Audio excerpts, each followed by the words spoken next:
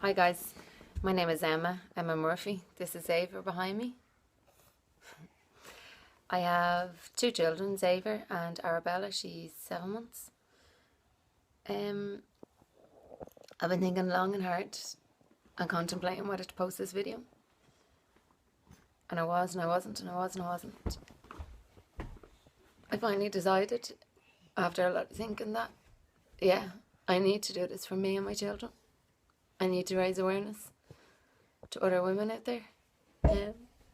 I'm 26, I'm from Dublin, I have two children. I've been in a relationship for 3.5 years with a guy who I thought was the love of my life. He was the love of my life. Loved him with all my heart. We've had ups and downs. I'll cherish the ups. I won't miss the downs. Unfortunately, last year I found out he cheated on me with one of his clients. I found out in June, but he denied it. She contacted me in November and told me she was pregnant. So, with the stress, I went into labour early. My world was turned upside down, as you can imagine. You think you know somebody, and it was such a hard time for me that I loved him so much that I tried to forgive him and I gave him another chance and I took him back. And unfortunately, I found out he did it again. On Father's weekend, he didn't see us. He spent his time with somebody else. And I found out on Friday. So I went to the gym and I confronted him. And he denied it, of course, and when I threw his phone, he punched me in the face. And it wasn't the first time.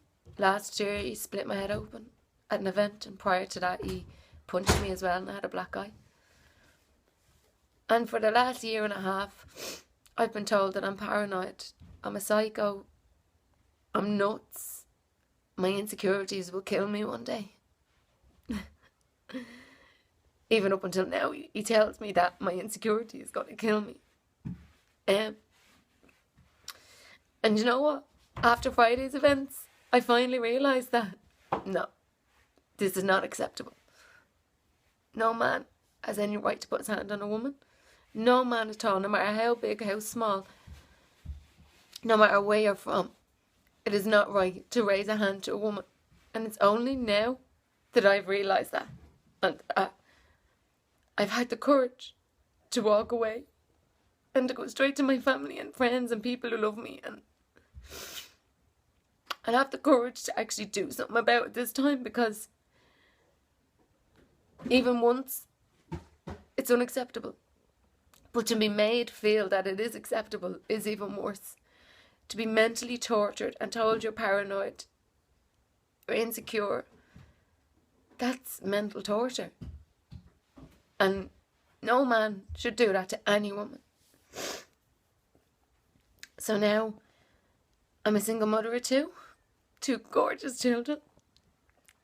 And unfortunately, when they ask where their daddy is, he's not going to be around. He's not going to be here for them anymore. Our lives are completely torn apart. And they're going to know that their daddy hit their mammy.